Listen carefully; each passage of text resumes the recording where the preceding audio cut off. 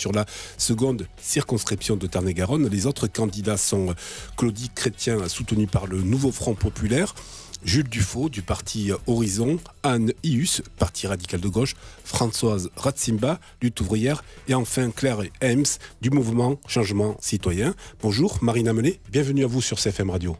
Bonjour et merci pour cette invitation. Alors à deux jours du premier tour, le Rassemblement national, votre parti apparaît comme celui capable de confirmer la dynamique des élections européennes. Alors est-ce à dire que les jeux sont faits ou au contraire le président Macron peut-il encore gagner son pari?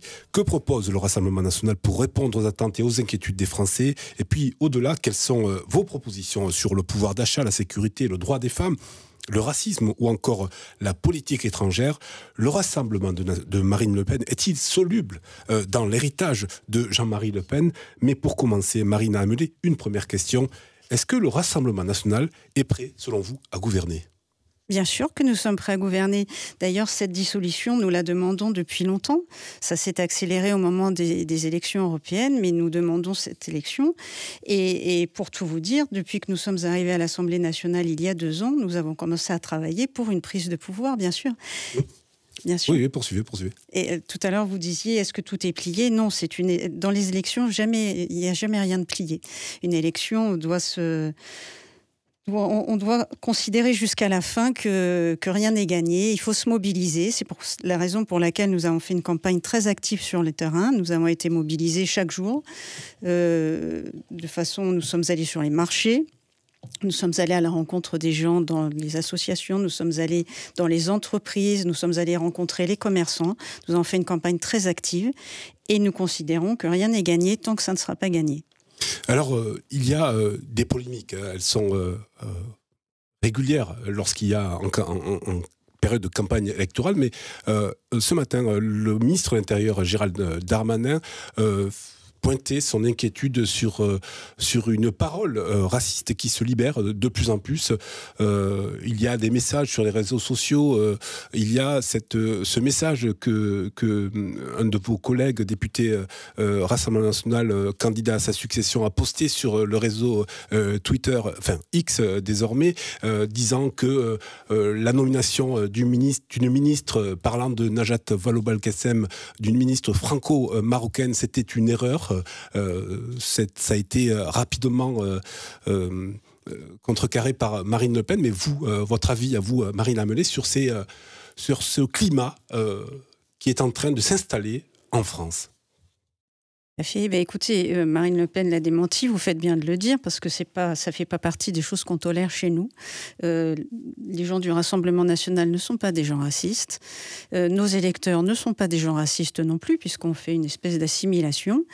À chaque fois qu'il y a eu des propos déplacés, ils ont à chaque fois été condamnés et corrigés. Voilà. Donc ça a toujours été clair. Après ce qu'a dit M. Chudeau, j'ose espérer que c'était une erreur, que c'était une maladresse. Sinon, il sera sanctionné, comme il doit l'être. Et voilà. Mais au-delà de ça, vous avez raison de dire que c'est un climat délétère. Et il est vrai qu'en général, quelles que soient les élections, mais quelques jours avant, on utilise toujours ce genre de choses pour faire peur aux gens, peur à nos électeurs. Aujourd'hui, il y a quelque chose qui a été annoncé, qui est très grave, c'est l'augmentation du prix du gaz. Parce qu'après, nous dire que le prix de l'électricité va augmenter au 1er juillet, aujourd'hui, on nous dit que ça va être le prix du gaz. On va en parler de ces propositions. Aller plus loin. Non, mais sur ce climat, je vais pas aller plus loin, mais c'est pour vous dire, mais sur ce climat, est-ce que vous le ressentez quand même? On instaure ce climat pour cacher les vrais problèmes. Parce que ça, ce sont des faux problèmes. Jamais nous sommes à la tête de mairies. En Occitanie, on a plusieurs mairies.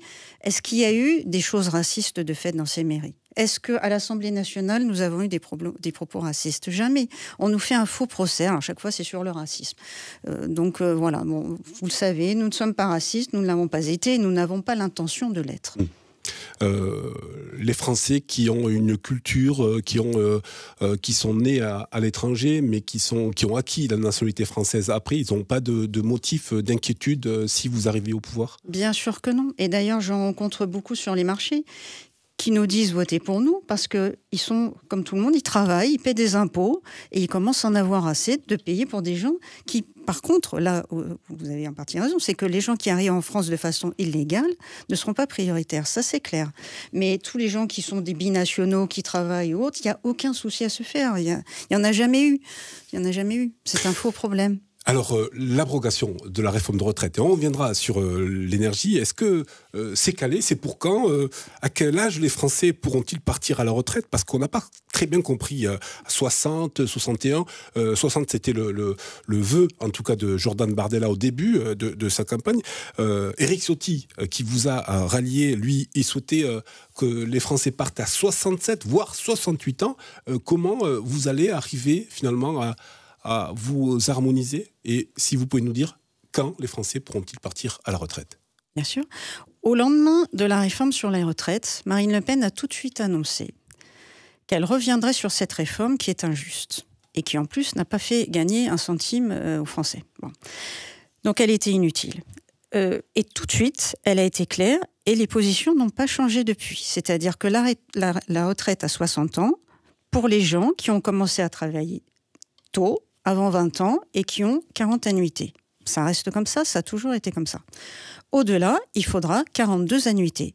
Voilà, donc vous calculez, si vous avez commencé à 27 ans, vous comptez 42 annuités. Et ça a toujours été clair. Donc ça peut faire que certaines personnes qui ont commencé à travailler tard, voire très tard, prendront la retraite plus tard, c'est normal. Mais au début, c'était 60. Est-ce que vous n'avez pas peur de décevoir les gens qui étaient allés vers vous? C'était 60 pour les gens qui ont 40 annuités et qui ont commencé à travailler tôt. Ça a toujours été comme ça. Les gens doivent bien comprendre que si on commence à travailler plus tard, forcément, on part à la retraite plus tard. Et ensuite, il faut quand même noter, parce que tout le monde le comprend quand on discute avec les gens, que quand on commence à travailler tôt, à 16 ou 17 ans, on a souvent des emplois qui sont difficiles. On a dans le bâtiment.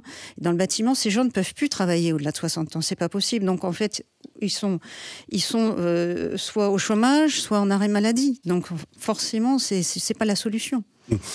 Marine Amelé, j'ai assisté à plusieurs réunions publiques et ce qui revient souvent quand vos contradicteurs, vos adversaires politiques parlent de vous, ils disent que vous n'êtes pas sur le terrain, que vous n'avez pas été sur la seconde circonscription, vous avez dû l'entendre, et que votre travail à l'Assemblée nationale se réduit à peau de chagrin. Qu'est-ce que vous avez envie de leur répondre, Marine Amelé? J'ai envie de leur répondre, d'aller sur mes réseaux sociaux, de lire la presse. Alors, c'est bien que vous me posiez cette question, ça va me donner l'occasion d'expliquer comment ça se passe. C'est-à-dire que le journal du département, qui est quand même La Dépêche, systématiquement me coupe sur toutes les photos.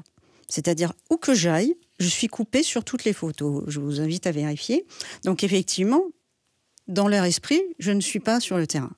Il y a d'autres journaux, Dieu merci, dans ce département, qui relatent chaque semaine mes actions. Mes réseaux sociaux sont emplis de mes actions. Voilà, ensuite, vous avez aussi le site de l'Assemblée nationale, sur lequel sont répertoriées toutes les activités que j'ai. Donc, je suis souvent sur le département. Donc, vous récusez ces accusations? Ah oui, elles sont complètement fausses, c'est des fantasmes. Après, vous savez, il y a 133 000 habitants dans la circonscription, un peu plus d'ailleurs. J'ai pas pu rencontrer tout le monde, ça c'est vrai.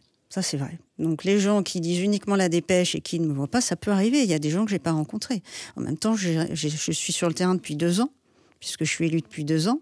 Donc, je n'ai pas pu rencontrer tout le monde, c'est vrai. Je le regrette. Mais quand j'ai été élue, j'avais pris l'engagement, par exemple, vous voyez, de rencontrer tous les maires de ma circonscription. J'ai 132 maires. Donc, j'en ai rencontré pas tous, parce que certains n'ont pas voulu m'en recevoir. Notamment le maire de Bourrette, qui est le mari de Madame Ius, qui est un grand démocrate, mais qui n'a pas voulu m'en recevoir. Pourtant, j'ai des électeurs dans sa commune, donc moi je vais le voir, quelles que soient les étiquettes politiques. Je suis la députée de tous les habitants de la seconde circonscription, forcément. Et j'ai rencontré une centaine de maires. Voilà, donc j'ai ensuite rencontré les associations. En fait, moi, si vous voulez, ça me donne l'occasion d'expliquer un peu comment je travaille.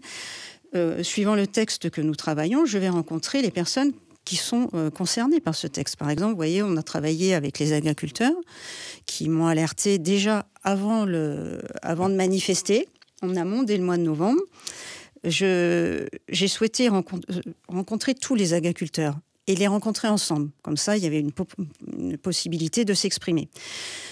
Le jour où je les ai rencontrés à Moissac, d'ailleurs en compagnie du maire de Moissac, Romain Lopez, qui est mon suppléant, ils m'ont alerté et ce qu'ils m'ont dit m'est apparu suffisamment grave pour que, en retournant à Paris, je demande à mon groupe la possibilité de poser une question au ministre, à M. Fesneau, parce que je sentais qu'il y avait une énorme tension.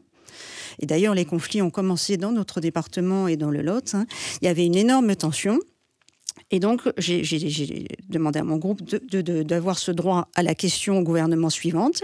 J'avais préparé avec les deux fédérations principales, à savoir la coordination rurale et la FNSEA, un texte à dire au ministre. Et c'est ce que j'ai fait juste après. Et alors, il manque quoi aux agriculteurs de Tarn-et-Garonne? Pardon. Alors, je finis. Oui. Et quand j'ai posé ma question à M. Fesneau, il m'a répondu que c'était une question populiste, que j'étais une populiste et que les agriculteurs étaient très contents, que tout allait bien. Total, 2 mois après, ils étaient dans la rue. Donc, si vous voulez, je pense que le rôle des députés, quels qu'ils soient d'ailleurs, à travers la France, c'est d'alerter aussi les ministres sur ce qu'ils ressentent dans leur territoire. Et ensuite, le ministre aurait dû écouter. Parce que sinon, alors j'ai pas été la seule. Après, d'autres questions sont venues, d'autres interpellations.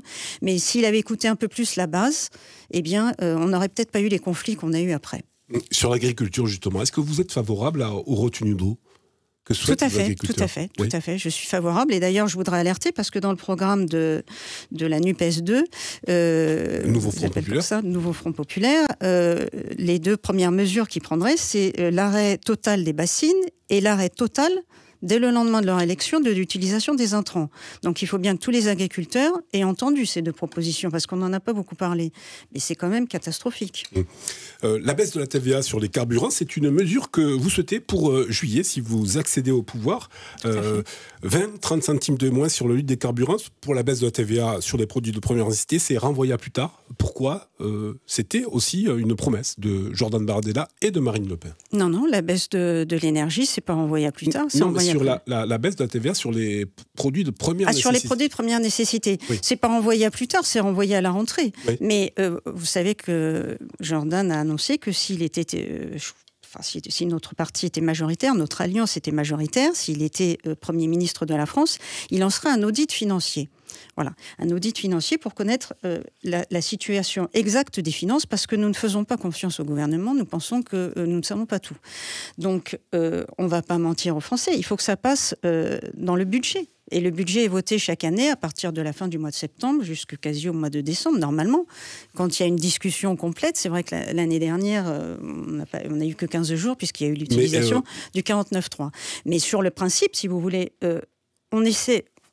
on se doit, pour les Français, de faire des propositions qui sont réalisables. On ne va pas leur raconter n'importe quoi pour être élu. Il faut après... Mais justement, Madame Amelé, je reviens sur ça. Vous dites, on va réaliser un audit si on arrive aux manettes. Mais l'audit, on sait, vous le savez aussi, que lorsqu'il y a un audit, généralement, on s'aperçoit qu'il y a un manque. Il y a des restrictions budgétaires qui seront obligatoirement mises en œuvre après l'audit. Est-ce que ce n'est pas finalement une façon de vous dédouaner et de dire nous, on a promis beaucoup de choses, mais on ne pourra pas le faire parce que la situation des finances publiques de notre pays ne le permet pas? Écoutez, si on est élu, c'est pour agir. Oui. Maintenant, il faut être honnête, il ne faut pas mentir aux gens. Il ne faut pas leur faire des promesses, comme je vois, des SMIC à 1 600 €, toutes les retraites à 1 600 €. Mais vous savez que la situation, elle est pas bonne, bien sûr, des finances publiques. Bien sûr. Mais pourquoi donc attendre l'audit pour revenir sur les promesses de campagne? Pourquoi ne pas dire dès aujourd'hui, non, on ne pourra pas, contrairement à ce que vous avez dit, on ne pourra pas baisser la TVA sur les produits de première nécessité, on ne pourra pas régler les taxes sur l'énergie. Pourquoi ne pas le dire? Parce qu'on espère bien pouvoir, on est élu pour ça. Donc oui. Bien sûr. Mais on est obligé, vous savez, on est respectueux des institutions. Donc on est obligé de respecter le budget pour pouvoir faire entrer ça dans le budget. C'est normal. Donc là, il y aura une session extraordinaire qui sera ouverte à partir du mois de juillet pour, vous l'avez dit, les taxes sur l'énergie, sur toutes les énergies, fuel, gaz, pétrole, essence. Mais le reste va rentrer dans le budget. Et le budget, c'est chaque année à la même date. On ne peut pas y déroger. Autre proposition que vous faites, c'est le remplacement de l'impôt sur la fortune immobilière par un impôt sur la fortune financière. Pourquoi? Et dans combien de temps vous souhaitez le mettre en place, cet impôt sur la fortune financière? Pareil, vous savez, Jordan a expliqué qu'il y avait des mesures d'urgence à prendre dès cet été. Après viendra l'audit, et après viendra l'époque des réformes. Donc ça entrera dans la période des réformes. Est-ce que vous interdisez pas d'augmenter les impôts? On s'interdit d'augmenter les impôts. Nous ne souhaitons pas augmenter les impôts. Ça, c'est pareil. Vous savez, il y a des chiffons rouges qui sont agités. Ça en fait partie. Voilà. On est le pays le plus fiscalisé. Donc, c'est pas pour augmenter les impôts. On n'est pas élu pour ça. Il n'y a rien de caché. Vous savez, je crois qu'on est quand même, vous pouvez l'admettre, ceux qui sont les plus clairs. Nous sommes les plus clairs. Nous exposons ce que nous voulons faire, clairement. On ne veut pas mentir aux gens. Voilà. Donc, nous sommes les plus sincères. Est-ce que c'est toujours Marine Le Pen qui est aux manettes de votre parti, Marine Amelé? Écoutez, Marine Le Pen n'est plus la présidente du Rassemblement national. Oui. C'est M. Jordan Bardella. Marine Le Pen était la présidente du groupe à l'Assemblée nationale. Elle a été claire dernièrement, elle l'a redit, elle ne sera pas ministre, elle restera présidente du groupe de l'Assemblée nationale. Mais est-ce que ce ne sera pas une surpremière ministre si Jordan Bardella accède à la fonction de Premier ministre? Non, écoutez, je ne pense pas que quand Jordan a dirigé le Rassemblement national depuis qu'il est élu, comme il l'a souhaité. Avec Marine Le Pen dans l'ombre? Dans l'ombre, pas dans l'ombre, non. Il a géré son parti. Marine Le Pen avait bien assez de travail à l'Assemblée nationale et elle l'a laissé gérer son parti. Non, il a pris ses décisions comme il l'a souhaité. Non, il a pris une nouvelle dimension, en tout cas depuis les élections européennes. Est-ce que vous ne craignez pas que dans 3 ans, l'appétit venant en mangeant, il se décide, lui, à partir tout seul, voler de ses propres ailes et partir à l'assaut de l'Élysée, créant de fait une situation difficile avec Marine Le Pen? Est-ce que vous ne craignez pas? C'est arrivé, hein? Vous savez, j'ai aucune crainte, parce que nous ne sommes pas un parti comme les autres. Nous ne sommes pas là pour chercher des places. Jordan Bardella n'est pas là pour chercher une place pour lui. D'ailleurs, il le dit très bien. Si nous n'avons pas la majorité absolue, je ne serai pas Premier ministre, parce que nous ne pourrons pas faire ce que nous avons annoncé. Donc, je ne le ferai pas. Il ne va pas chercher une place de Premier ministre coûte que coûte. Mais si vous n'avez pas, justement, si vous n'avez pas la majorité, que ferez-vous? Le groupe, j'entends. Eh bien, écoutez, on verra à ce moment-là. Nous, aujourd'hui, nous travaillons sur le terrain pour avoir la majorité. Oui, mais donc, si vous ne l'avez pas, quelle sera votre position? Moi, je ne vais pas partir sur... on verra à ce moment-là. On peut pas, parce que vous savez, tous les cas de figure peuvent arriver. Je vous disais tout à l'heure, une élection n'est jamais gagnée. Donc, les sondages, certes, nous montrent plutôt, prévoient plutôt qu'on aura la majorité, mais il faut voir. Les sondages des législatives, c'est très particulier. Parce que chaque territoire est spécifique. Il peut y avoir des alliances, il peut y avoir plein de choses. Donc, la dernière fois, on nous avait annoncé 20 députés. On en a eu 89. Là, on ne sait pas ce qui peut arriver. On peut en avoir 300, comme on peut en avoir moins, ou en avoir plus. Pourquoi pas? Bon, on verra en tout cas le sort du 30. Espérons plus, même. Vous êtes, Marine Amelé, contre le pacte vert, votre mouvement contre le pacte vert, et c'est une thématique qu'on a peu entendue, l'écologie. Vous êtes contre ce que vous appelez une écologie punitive. C'est quoi la vision du Rassemblement national sur l'écologie? Bien, vous venez de la résumer. On est contre l'écologie punitive, c'est-à-dire qu'on culpabilise en permanence aussi bien les citoyens que les agriculteurs. On a fait de l'agribashing pendant des années. Aujourd'hui, on arrive à une situation qui est catastrophique dans l'agriculture. Moi, je pense beaucoup à l'agriculture parce que je trouve que on n'en a pas beaucoup parlé, ni chez vous, ni plus généralement. Et chez nous, c'est vital, l'agriculture. Et nos agriculteurs sont en train de mourir.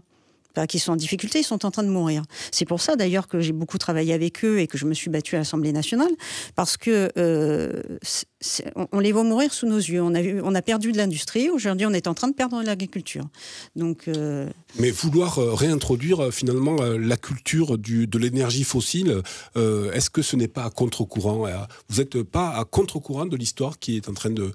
Vous savez que nous proposons l'énergie nucléaire. Moi, je souhaiterais qu'on ait 2 nouveaux réacteurs à Golfech. Donc, il faut 10 à 15 ans pour la construction Il faut une dizaine d'années. Ceci étant, si on commence maintenant, ça sera dans 10 ans. C'est comme les médecins, vous savez. Si on commence dans on fait quoi sur ces 10 ans? Si vous décidez aujourd'hui de construire un réacteur, il sera prêt éventuellement dans 10-12 ans. Et aujourd'hui, on en a de l'électricité, puisqu'on en exporte. Donc on en a. L'électricité. Il suffit de fixer un prix français de l'électricité, c'est ce que nous souhaitons. C'est pour ça que non seulement nous demandons sur l'électricité une baisse, comme vous l'avez dit tout à l'heure, en baissant la TVA de 20 à 5,5, mais nous souhaitons également derrière baisser le prix de l'électricité. Sur la guerre en Ukraine, excusez-moi, on passe de sujet en sujet, oui. Mais le temps file. Sur la guerre en Ukraine, que doit-on faire, selon vous, pour arrêter ce conflit? Est-ce qu'il faut soutenir davantage l'Ukraine? Bien écoutez, moi je fais partie des gens qui, dès le départ, nous l'avons annoncé, là encore on a été clair depuis le début, nous souhaitons aider l'Ukraine à se défendre. Maintenant, nous ne souhaitons pas entrer dans une guerre supplémentaire. Nous ne souhaitons pas envoyer nos soldats se faire tuer en Ukraine. Donc nous restons dans l'idée qu'il faut les aider à se défendre, mais il ne faut pas envoyer d'armes qui puissent leur permettre d'attaquer, parce que ce n'est pas le but. Moi, je n'ai pas envie d'avoir une guerre mondiale. Si vous voulez, ce qui m'effraie un petit peu, c'est que on est parti sur une guerre, et les Français n'ont pas envie de partir en guerre contre la Russie, ni contre personne. Mais est-ce qu'il faut sanctionner, selon vous, Vladimir Poutine encore plus, notamment avec des sanctions économiques? Est-ce qu'il faut durcir? C'est déjà fait. Est-ce qu'il faut davantage durcir Est-ce qu'il faut durcir les sanctions contre la Russie? Oui. Pour l'instant, je pense qu'elles sont suffisantes. Moi, je ne vois pas l'intérêt de durcir davantage les sanctions contre la Russie dans l'état actuel des choses. Quel est votre sentiment là, à quelques jours du premier tour? Bien, écoutez, je suis curieuse. J'ai hâte de voir les résultats de cette élection. Nous avons tous beaucoup travaillé depuis des années. Ça fait des années. Moi, je suis militante depuis 40 ans.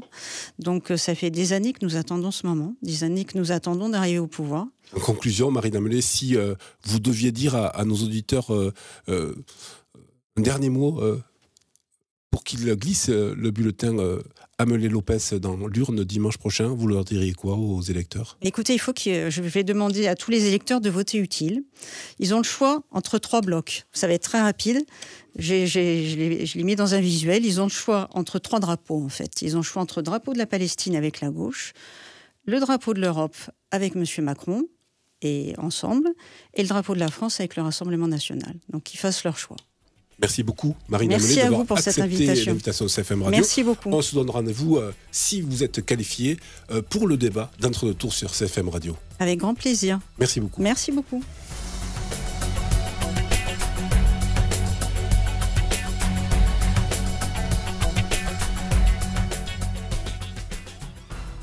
Ça passe très vite, 20 minutes, on les voit pas. Rémi, j'avais pas de retour du tout. C'est pour ça, j'ai pas voulu te déranger, mais.